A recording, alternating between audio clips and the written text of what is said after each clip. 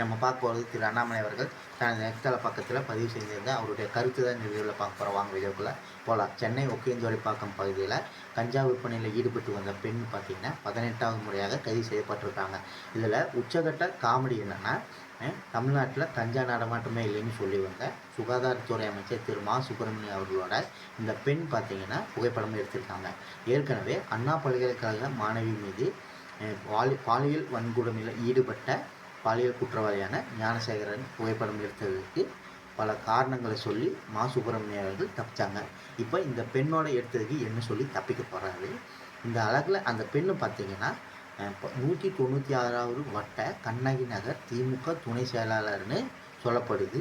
அமைச்சர்கள் வரை நெருக்கமாக இருக்கும் போதைப்பொருள் வியாபாரிகள் மற்றும் பாலியல் குற்றவாளிகள் திமுகவை தங்கள் கூடாரமாக வச்சிருக்கிறதுல ஆச்சரியம் இல்லைன்னு சொல்லியிருக்காரு திரு அண்ணாமலை அவர்கள்.